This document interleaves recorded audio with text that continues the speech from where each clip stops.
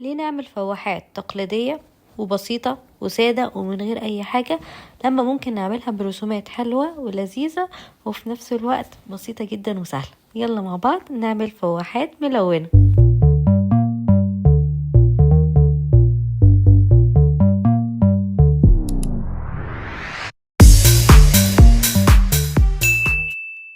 الفيديو ده هيكون للناس اللي بتحب الكونكريت وبتحب تشتغل في الكونكريت، بتعمل فواحات، بتعمل كوبايات.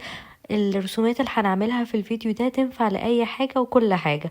النهاردة عندي 4 فواحات، 3 عاملاهم أبيض سادة وواحدة بس ملوناها باللون البينك. هناخد بقى الألوان بتاعتي. أنا عادة بستخدم الألوان زي ما قلتلكوا في أكتر من فيديو قبل كده، الأكريليك بتريحني في الشغل وبحسها مناسبة قوي مع الكونكريت، بتنفع معايا. الفواحات اوريدي عامله لها الفينيشنج، فيلا بينا نبتدي على طول. هنحتاج ايه بقى؟ هنحتاج مقص وهنحتاج ستيكي نوتس. زي ما انتوا شايفين كده انا عندي اكتر من حجم، بس انا عادة يعني بحب استعمل الحجم الكبير. ما عندكمش ستيكي نوتس مش مشكلة، اي ورق عندكم ينفع. يعني انا هستعمل في الفيديو ده نوعين، فالاتنين هينفعوا معانا. هناخد الستيكي نوت بتاعتنا ونرسم عليها اي شكل احنا عايزينه. انا النهاردة هرسم قلب. القلب كل ما كان صغير كل ما كان شكله احلى على الكونكريت، عشان لما بيبقى كبير بيبقى الديتيل كبيرة فبيبقاش شكله حلو. ما عجبنيش القلب ده فقررت ان انا ارسم واحد تاني. هو ده الحجم اللي انا عايزاه بالظبط، لا هو كبير ولا هو صغير. هاخد بقى المقص بتاعي واقص القلب بالظبط على مقاس اللي انا عاملاه، او ممكن برضو استعمل الكاتر. انا بحب الكاتر بصراحة، بيبقى اسهل وبيظبط الديتيلز اكتر. هنا زي ما انتوا شايفين انا كنت بجرب فرسمت اكتر من حجم قلب، والحلو ان انتوا بقى بتجربوا وتشوفوا الحجم اللي انتوا عايزينه. هقوم قصة القلب كده بالكاتر بطريقة بسيطة جدا. وقررت برضو اعمل قلوب احجام تانية واقصهم علشان يبقى عندي احجام مختلفة في الكوباية او في الفواحة، ما يبقاش قلب حجم واحد بس. والاحسن من الورق العادي او ورق اللي هو ستيكي نوتس، الورق الكرتون اللي هو بيبقى تخين شوية ده بيبقى احسن. ليه؟ لان انا لو عندي كمية كبيرة وعايزة اعمل فواحات كتير بنفس الديتيلز فهو هيستحمل معايا. الورق التاني اللي هو الرفيع ده هتعمله واحدة بالكتير هتلاقوه اتبهدل وخلاص كده هترموه. الكرتون ده بيستحمل وممكن تعملوا بيه اكتر من واحدة. هناخد بقى الاكريليك اللون الاحمر ويلا بينا نبتدي اللعب. اول حاجة انا بحب الباليت دي علشان بعرف انضفها بسهولة، فباخد دول اللي هم بنسميهم بيوتي بلندرز. البنات عارفينهم، الاولاد مش عارفينهم. هم دول بتوع الميك اب، بس بيبقى عامله زي اسفنجة كده. ممكن نستعمل اي اسفنجة. انا بستعملهم ساعات وانا بلون، بيدوا ايفكت كده حلو. هبقى اوريكم التكنيك بتاعهم. ويلا بقى نبتدي. هناخد كمية صغيرة كده من اللون الاحمر، والفكرة بقى ان احنا هنعمل القلوب دي على الكوبايات. قبل ما ابتدي انا بحب اشوف شكل. بصوا انا خدت كمية قد ايه على السبونج، وهبتدي بقى بحب اشوف شكل القلب قبل ما احطه على الكوبايه عشان اشوف حجمه حلو بالنسبه لي، راضيه عنه ولا لا. فهنا جربت معاكم الستيكي نوتس، بصوا شكله حلو قوي وطلع مظبوط زي ما انا عايزاه. وجربت برضو بالورقة الكرتون، وبصراحة عجبني شكل القلب بالورقة الكرتون اكتر لان حسيت ان حجمه اصغر فشكله احلى بصراحة.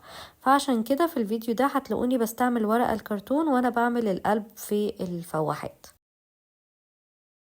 ويلا بينا نبتدي بقى. هناخد الفواحة بتاعتنا، هناخد اللي هي لونها بينك او لونها روز. هنبدأ بقى ناخد السبونج وناخد الكارد اللي احنا عملناها او الورقة الكرتون ونعمل عليها اشكال القلوب.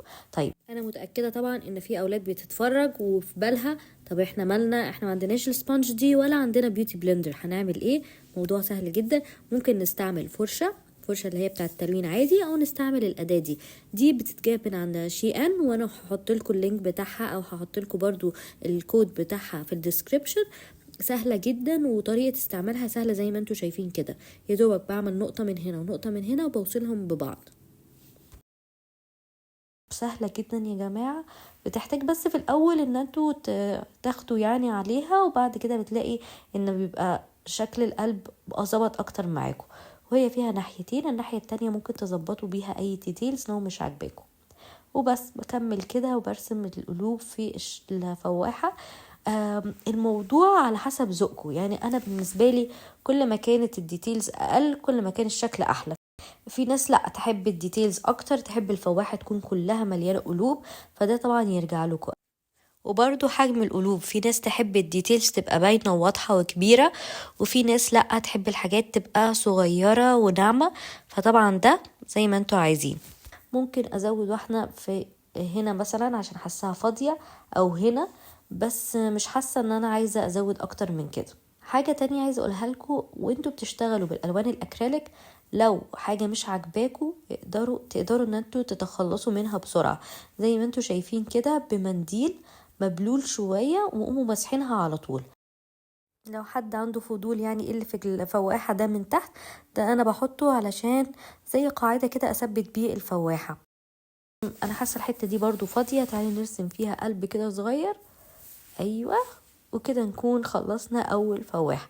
طبعا مش عايزين ننسى برضو الغطا اللي من فوق ده اللي هو بيتحط فيه الشمع الصغير ده، برضو حطيت فيه شوية ديتيلز كده، شوية قلوب صغيرة عشان برضو يبقى لايق مع بعضه ويبقى كلها يعني نفس الباترن. خلاص تعالوا بقى نروح للشكل اللي بعده. هننضف كده قدامنا، احنا مش محتاجين الكلام ده كله. هنروح بقى لفواحة لونها ابيض. اللي انا بفكر فيه ورد، معرفش لو بتحبوا الورد ولا لا، بس تعالوا اقول لكم ممكن نعمل ورد ازاي على الفواحة. انا خدت هنا زي ما انتوا شايفين في الفيديو لون بينك كده جميل، ممكن انتوا تاخدوا الالوان اللي انتوا عايزينها. انا بحب الفواتح عامه، فدايما تلاقوا في الفيديوهات مايله اكتر الالوان الفاتحه. خدوا ازرق، خدوا اخضر، خدوا لونكم المفضل زي ما انتوا عايزين. هنستعمل برضو السبونج، بس يعني هقول لكم الفكره ايه، مش هنستعملها في كل الفيديو. بصوا الفكره ان انا عايزه اعمل 4 نقط جنب بعضهم بالظبط. والوردة دي كمان ممكن تتعمل بأي طريقة، ممكن تتعمل بسبونج، ممكن تتعمل بفرشة زي دي، ممكن تتعمل برضو بالدوتر اللي وريتها لكم في أول الفيديو. الفكرة ان احنا بنعمل 4 نقط كده جنب بعض، وظبطوا بقى الاحجام، واحده كبيره، واحده صغيره، واحده متوسطه. وما تقلقوش لو البينت او اللون نشف شويه منكم، عايزه اقول لكم لما بينشف شويه بيدي ايفكت احلى اصلا من ما يكون مش ناشف. هوريكم دلوقتي ازاي. يعني مثلا بصوا في الورده دي، بصوا ادى الايفكت عامل ازاي، كانها ورده بجد.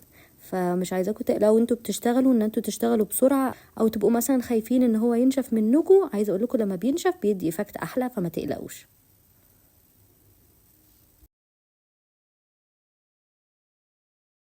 هل كده خلصنا؟ لا، هناخد بقى لون تاني اللي هو اللون الاصفر، وهناخد الدوتر بتاعنا اللي وريته لكم اللي هو ده اسمه دوتر. اوكي، وهنبتدي بقى نرسم السنتر او المركز بتاع كل وردة في النص كده. هنقوم حاطين نقطة باللون الاصفر في كل الورد. اوكي، ما تنسوش ولا وردة علشان السيمترية بس. هنلف كده على الورد كله ونتأكد ان احنا في كل وردة حطينا فيها نقطة صفرة. طبعا هنا ده يعني حاجة كده اكسترا ممكن تعملوها، ان انتوا تزودوا تفاصيل باللون الاخضر عشان يبقى باينه ان هي ورده بجد يعني. بس انا ما حبيتش ان انا ازود تفاصيل اكتر في الفيديو ده عشان ما يطولش بزياده، بس دي فكره برضو بزودها للناس اللي عايزه يعني تعمل حاجه اكسترا او تعمل حاجه مختلفه شويه.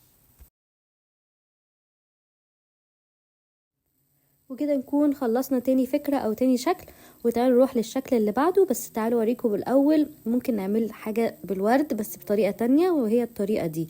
يعني ما نحطش حاجة بقى الاصفر اللي في النص ده، نخليها بس نقط جنب بعضها وندخل الديتيلز الخضرة بالظبط كده. حاجة سيمبل خالص ولذيذة. الشكل اللي بعده بدل لما نحط ديتيلز هنغير اللون خالص. هحط اصفر، احمر، اخضر، وعامل الميكس مع بعضه. الشاطر هيعرف اللون ده ايه. هو اوريدي بان اللون هو الاخضر اللي هو البترولي. اللون ده بيطلع حلو جدا جدا جدا جدا في الفواحات او الكوبايات الاتنين. انا بحبه خالص، وفعلا بيتغير مع الاضاءة. يعني ساعات تحس ان هو قلب على اسود شوية، ساعات تحس ان هو قلب على اخضر، ساعات اللون البترولي بيطلع. فعلا الميكس الالوان ده بيبقى تحفة في الفواحات، انا فعلا بحبه جدا. هاخد بقى الكوبايه بتاعتي، او سوري هاخد الفواحه بتاعتي وايه الونها كلها من جوه ومن بره. واكيد مش عايزه انسى التوب بتاعها اللي هو من فوق، اللي هي القطعه اللي بتتحط من فوق، اللي هي القطعه دي. طبعا اللون اللي لو حسيتوه ان هو مش عاجبكم ممكن تزودوا طبقه كمان. يعني مش شرط تكون طبقه واحده، ممكن تستنوا لغايه لما ينشف شويه وتقوموا مزودين عليه طبقة كمان لغاية لما توصلوا للدرجة اللي انتوا عايزينها. تمام، يعني احنا ممكن نزود طبقات، مفيش مشكلة مع الالوان دي. حاجة كمان انا كنت قلت لكم في اول الفيديو ان انا هوريكم السبونج لو استعملناها بدل الفرشة هتدي افكت ايه. الافكت اللي هو ده بيدي شكل كده كأن الحاجة ممسوحة، يعني ما بيبقاش اللون بيجمنتد قوي او ما بيبقاش اللون واضح قوي. بس انا عشان ماشيين بنفس الافكت اللي هو يبقى اللون جامد فهنكمل بالفرشة عادي، بس قلت اوريكم برضو عشان تبقوا فاهمين التكنيكس الموجودة. وقبل ما ينشف اللون معايا هجيب ورق الذهب اللي هو ده. طبعا اللي متابع البيج بتاعتي سواء في تيك توك هيعرف ان انا بحبه قوي كديتيلز في اي كوبايه او اي فواحه. فبجيبه ببتدي الزقه بقى على الفواحه بتاعتي. هو هيبقى بيلزق على طول مفيش مشكله، لان البينت هيبقى عامل زي اللزق، فما تقلقوش خالص، مجرد ان انتوا هتحطوه هتلاقوه لزق معاكم. ممكن بستعمل فرشه او بستعمل ايدي وبقوم حطاه كده بطريقه عشوائيه. لو حسيت ان في حته نشفت فيها البينت نشف عادي بقوم مزوده بالفرشه كده بينت تاني بالطريقه دي، وبقوم حاطه الورق عادي هتلاقوه بيلزق. وبس بحط الديتيلز بقى اللي انا عايزاها، بكتر او بقلل على حسب انا عايزه ايه وعلى حسب ذوقي ايه. وكده نكون خلصنا تالت شكل عندنا او رابع شكل عندنا، مش عارفه، قولولي ايه رايكم، وعايزه كمان اعرف اكتر شكل عجبكم في الكومنتات. وكده نكون خلصنا الفيديو بتاع النهارده، اتمنى يكون عجبكم. ما تنسوش تعملوا لايك وسبسكرايب وتشجعوني شويه في الكومنتات عشان اعمل لكم فيديوهات اكتر. وقبل ما اختم الفيديو كنت عايزه اقول لكم كل سنه وانتم طيبين ورمضان كريم وربنا يتقبل مننا جميعا.